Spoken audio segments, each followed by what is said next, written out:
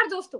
आप बारीकी से देखेंगे तो बिहार का चुनाव 2024 के उत्तर प्रदेश के चुनाव के पैटर्न पर लड़ा जा रहा है। नीतीश कुमार ने योगी आदित्यनाथ की तरह अपनी पुलिस को यह आदेश दे दिया है कि बिल्कुल निष्पक्ष चुनाव कराया जाए। जमीन पर यह बिल्कुल साफ दिखाई दे रहा है।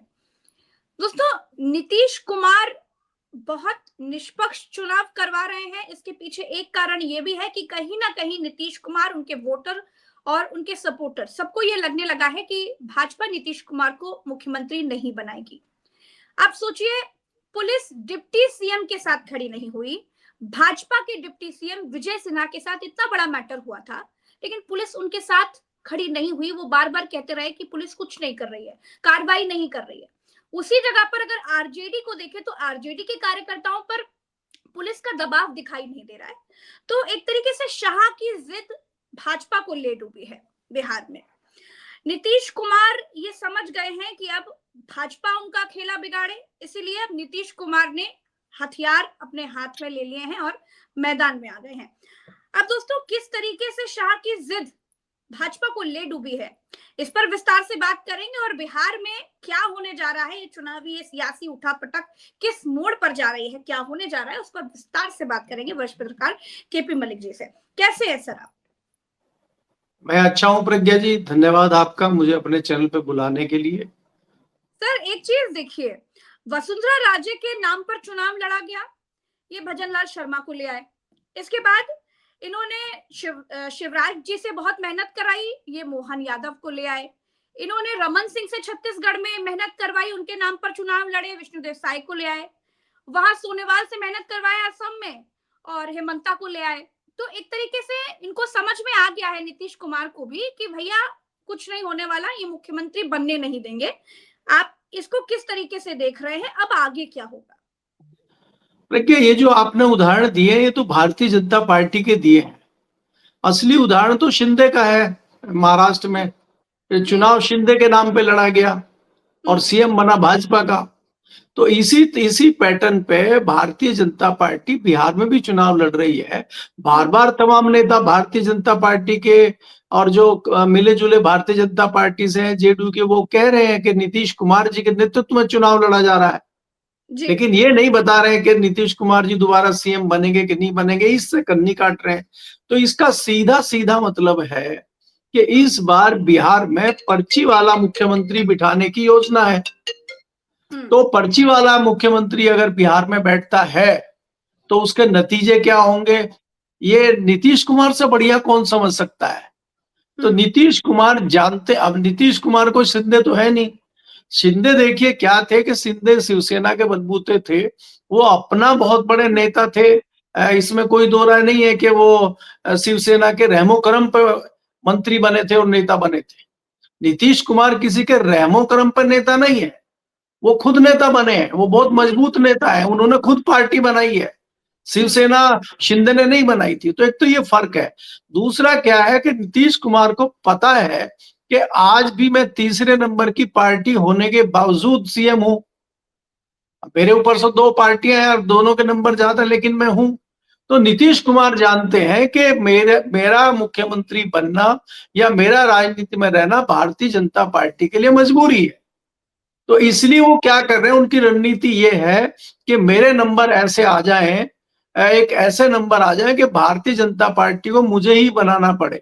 और भारतीय जनता पार्टी अगर ऊँ करती है तो फिर तो दूसरी तरफ का पाला उनके लिए खुला हुआ है। वो आपने पिछली बार भी देखा था। तो इसलिए नीतीश कुमार जी आराम से मस्ती से चुनाव लड़ रहे हैं। और इसमें थोड़ा सा उदाहरण आप बाबा का ले सकते हैं, उत्तर प्रदेश का और लोकसभा के चुनाव का। आप याद रखिए कि अमित शाह जी जो भारतीय जनता पार्टी के तथाकथित चाणक्य हैं, उन्होंने एक बड़ी रणनीति वहां पे चली थी उत्तर प्रदेश में, और बाबा को बिल्कुल इग्नोर कर दिया था। बाबा ने अपने कुछ लोगों की सिफारिश की थी कि भाई इनको टिकट दीजिए, इन्होंने कहा किसी को नहीं मिलेगा। संजीव बालियान जैसे क्रांतिकारी नेताओं को आगे बढ़ाया था अमित शाह ने। स्मृति ईरानी जी, लग रहा था कि यही ना कहीं उत्तर प्रदेश की मुख्यमंत्री बन जाए, जिस तरह का व्यवहार उनका अंत में हो गया था, आपने देखा होगा। तो बाबा ने फिर क्या किया, बाबा ने जब अपना सोटा घुमाया और राजपूतों की पंचायत हुई और प्रदेश में एक बाहर पुलिस का बना, तो रिजल्ट आपके सामने है।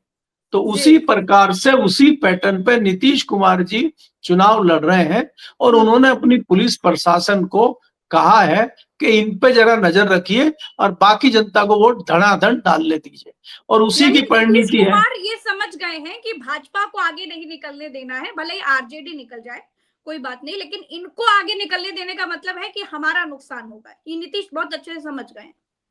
प्रज्ञा जी, दो बिहारी दोनों गुजराती पे भारी, जी। दो बिहारी दोनों गुजराती पे भारी का मतलब ये है कि नीतीश कुमार हो, तेजस्वी यादव हो, लालू यादव हो, इनको पता है कि अगर बाहरी एंट्री हो गई बिहार में तो फिर राजनीति को समेटना संभालना मुश्किल हो जाएगा, रायता बिखर जाएगा। तो रायता बिखरने से पहले उसको कैसे समेटा जाए, कैसे उसको ठीक किया जाए, ये रणनीति दोनों की अंदर अंदर चल रही है।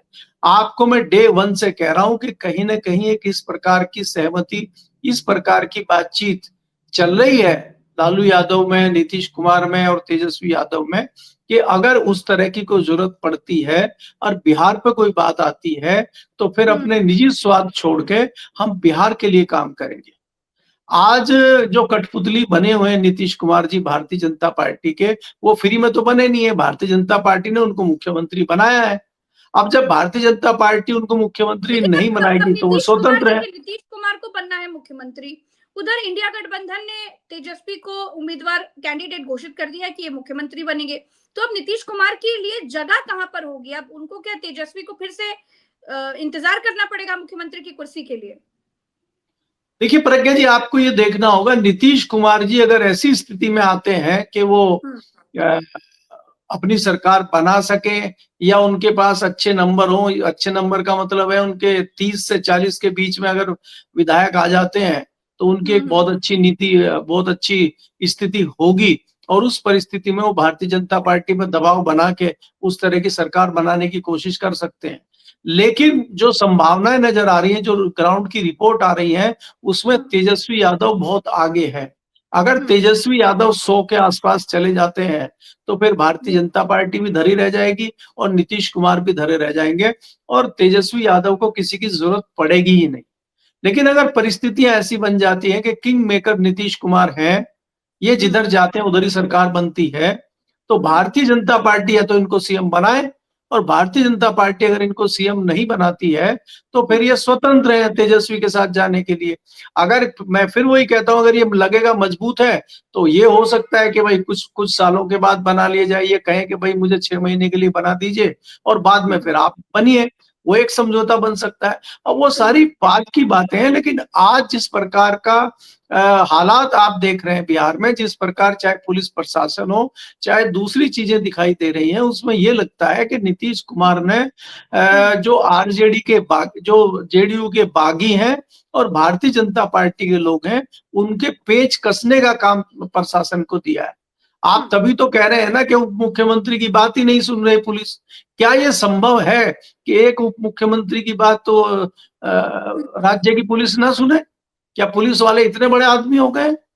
और वहां कोई डीजीपी तो था नहीं कि भाई बड़ा अफसर है चलो नहीं सुन रहा है। वहां कौन, किस लेवल के अधिकारी या किस लेवल के पुलिस वाले रहे होंगे जो उप मुख्यमंत्री को इग्नोर कर रहे हैं, और उनकी हिम्मत कहां से आ गई? मुख्यमंत्री सत्ता के दलाल कह रहे हैं पुलिस वालों। मैं इसीलिए कह रहा हूं कि मुख्यमंत्री को आभास हो चला है कि उनके साथ गेम हो गया है और हो सकता है कि उनको चुनाव हराने की रणनीति बना दी गई हो, इसीलिए तो बौखलाहट में इस तरह के शब्दों का प्रयोग कर रहे हैं।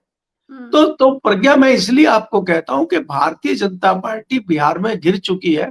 भारतीय जनता पार्टी सिर्फ एक माहौल बनाए हुए है, चाहे वो गोदी मीडिया के थ्रू हो, चाहे वो अपने नेताओं के भाषणों की वजह से हो। नहीं तो आप देख रहे हैं कि प्रधानमंत्री एक एक दिन में 2-2 रैलियां कर रहे हैं और वोटिंग के दिन भी नहीं रुक रहे हैं।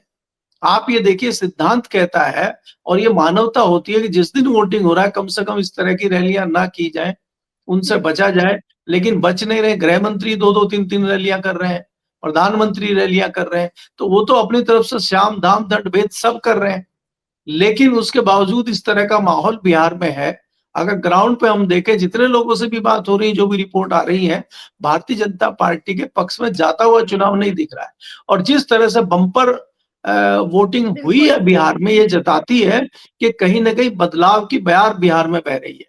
और आप याद करिए, ये 25 साल मतदान पहली बार नहीं, 25 साल के बाद हुआ है ये। जब लालू को लाके बदलाव किया गया था तब भी इसी प्रकार का हुआ था ये 25 साल पहले।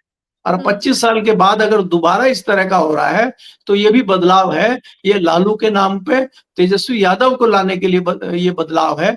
मुझे इस प्रकार से इसमें लेकिन थोड़ा ऐसे सा कई नजर उदाहरण आता हमने देखे हैं कि जहां जहां पर बहुत ज्यादा बम्पर मतदान हुआ भी, लेकिन सरकार नहीं बदली। और ये इस बार ये जो बिहार का चुनाव है या बाकी चुनावों से आप इसको इतना अलग क्यों देख रहे हैं? देखिए प्रज्ञा, अगर आप देखें भारतीय जनता पार्टी के पास, नीतीश कुमार के पास कोई बहुत अहम मुद्दे दिखाई नहीं दे रहे। आप अगर रैलियों में देखते हैं, प्रधानमंत्री जी का भाषण आप देखिए, या गृह मंत्री का भाषण देखिए, या नीतीश कुमार का भाषण देखिए, या दूसरे लोग इनके मंत्री जो है उनका भाषण देखिए, ये कुछ कुछ बोले जा रहे हैं। हर चीज की कोशिश कर रहे हैं, हिंदू मुस्लिम लाया जाए, जातियां लाया जाए, जंगल राज की बात कर रहे हैं। लेकिन तेजस्वी यादव सिर्फ और सिर्फ एक बात कर रहे हैं, वो युवा रोजगार पे फोकस कर रहे हैं और वो युवाओं को रोजगार देने की बात कर रहे हैं। और आपको मालूम है कि युवा आगे बढ़ के वोट देता है। हो सकता है पुराने लोग जो 45 के हैं, 40 के हैं, 55 के हैं, 60 के हैं, वो एक बार इग्नोर भी कर देते, कहाँ वोट डालने जाएंगे, छोड़ो। लेकिन युवा वर्ग के लोग आगे बढ़ के वोट डालते हैं। कई लोग पहली बार डाल रहे होते हैं, लेकिन केपी कई मलिक लोग सर, दूसरी बार डाल रहे होते इतनी हैं। बार प्रधानमंत्री नरेंद्र मोदी को याद करवाना पड़ा, तमाम कहानियां सुनानी पड़ी कि जंगल राज में क्या होता था, जंगल राज में क्या हो सकता है, अगर जंगल राज अगर आ गया तो फिर ये हो जाएगा। लेकिन उसका असर पहले चरण में कहीं भी दिखाई नहीं दिया। एकदम फुस पड़ाका साबित हुआ ये जंगल राज वाला मुद्दा।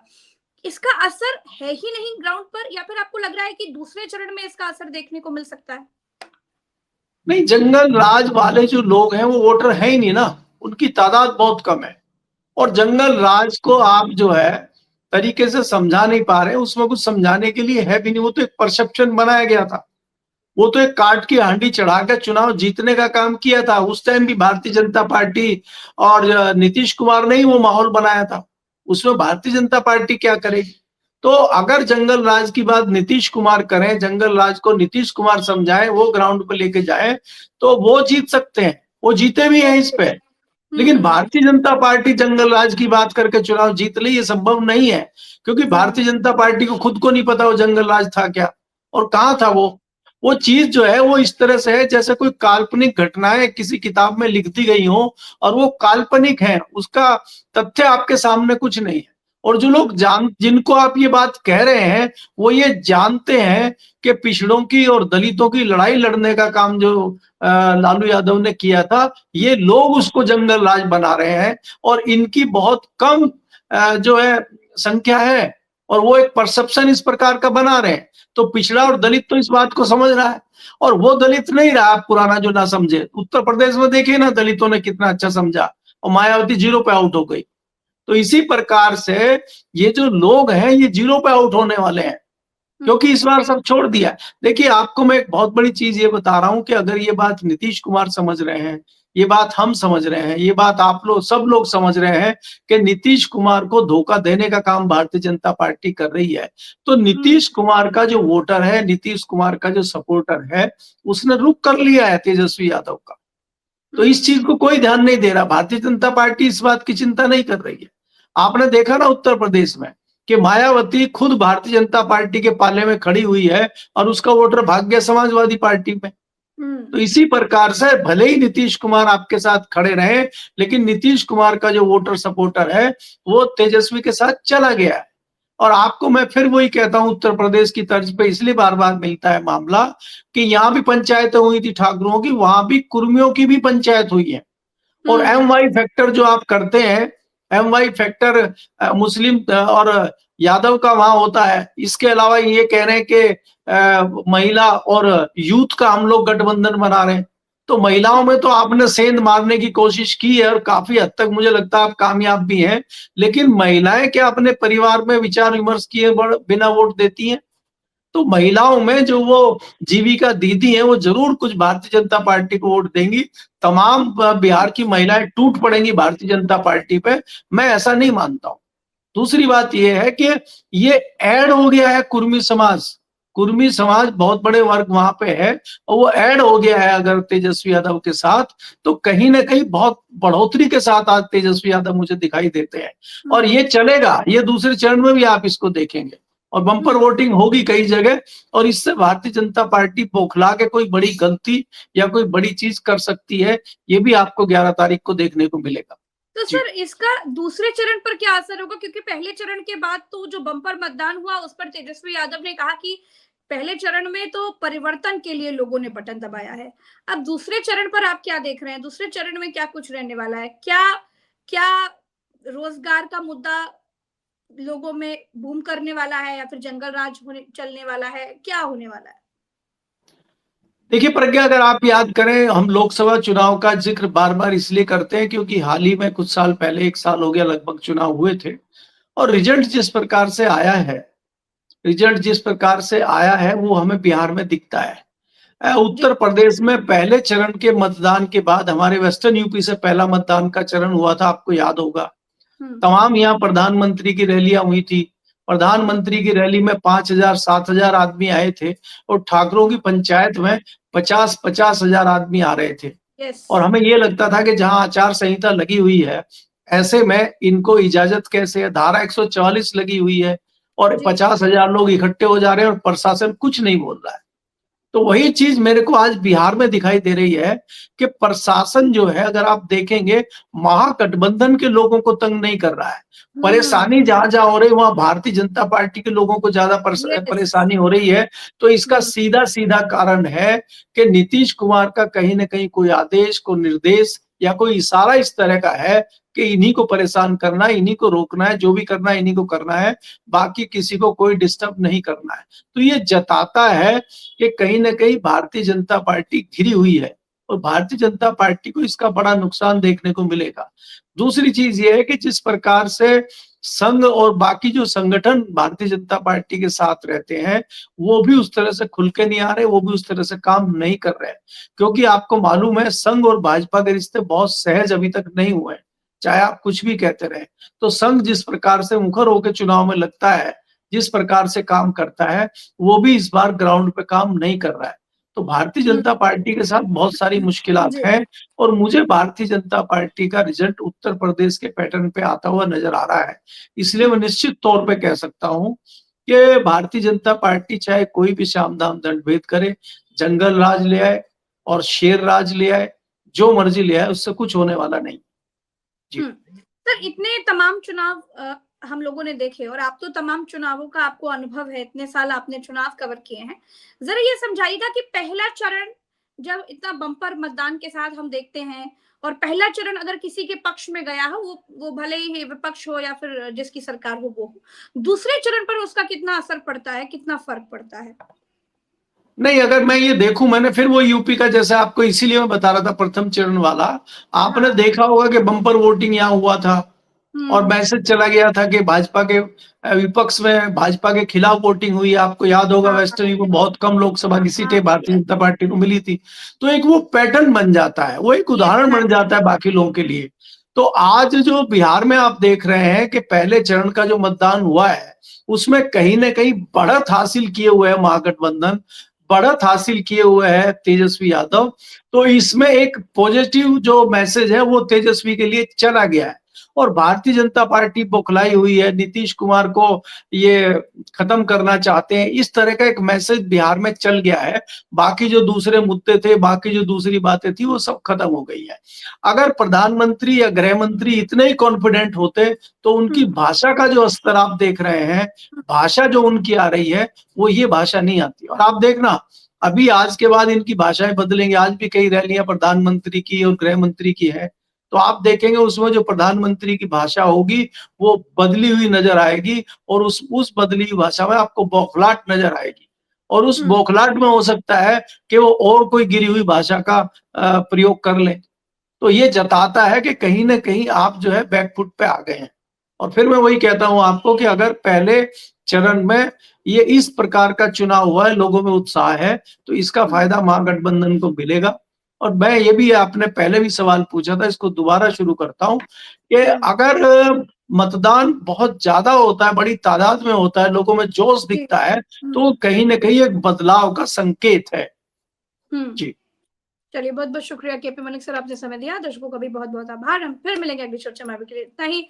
तो जिस तरीके से आपने पहला चरण दिखाया, इतिहास में पहली बार इतना बम्पर मतदान हुआ, इसने बताया कि बिहार की जनता ने ठान लिया है कि उसे क्या करना है। विपक्ष कहता है कि ये परिवर्तन की आंधी है, क्या कुछ होगा, नतीजे तो 14 तारीख को आएंगे।